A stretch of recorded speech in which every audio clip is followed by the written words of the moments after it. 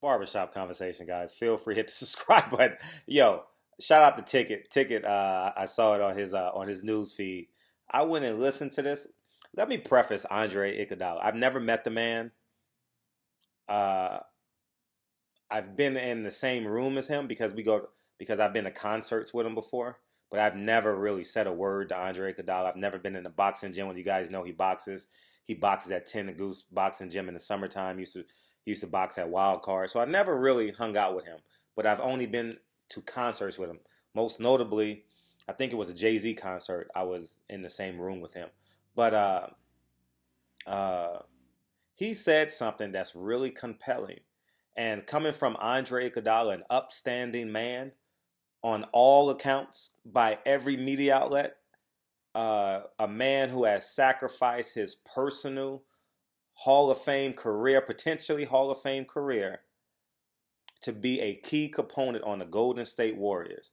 If he stays in Philadelphia, he is a bona fide Hall of Famer. Or if he stays in Denver, he is a bona fide Hall of Famer. But because he's playing with three guys who can score more points than him, his numbers will be skewed, right?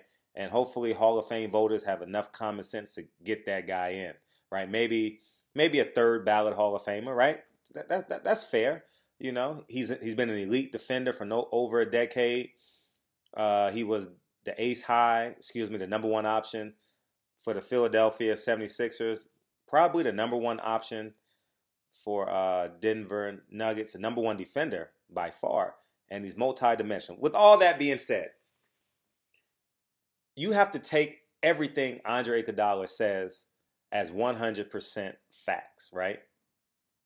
And he said something that's really, really appalling. He said a change is gonna come, and is that what masters do? What masters tell us to do? Come on, man. Obviously, there's a ripple in the locker room. Steve Kerr is losing control, and more importantly, losing control of his black athletes. And the NBA is 83% black, and all his stars on that team are black. If I'm not mistaken, yeah, Bogut is gone. I'm trying to quickly visualize that team. Yeah, actually the whole team is black. Is it? Well, anyways, that's a whole for another conversation. But that's interesting that he would say that. And and this is the first time that an upstanding person that I've heard in my adult life, maybe in my childhood life, but in my adult life, you know, who has 100% credibility, has been an upstanding individual in the NBA. The worst thing he's done is gotten tattoos, right? He was a great player at Arizona. Nothing but good things around NBA circles. I have a lot of NBA associates, and some of them are my friends. And I've never heard anything come up about Andre Iguodala. If nothing comes up about you, you're doing a good job. Because in the summertime, I get all the dirt. As they call it now, I get all the tea. I know all the shit that goes on, you know. So, anyways, man, that's just it, man. And it's appalling. I'm wanting to know what happens after this. You know what I'm saying? I really, really want to know what happens in the locker room thereafter. We know four of them are sitting out tonight against San Antonio, and he didn't even know. That's why he said we do what Master tell us to do. So, looking forward to what happens next. And you know why this is important?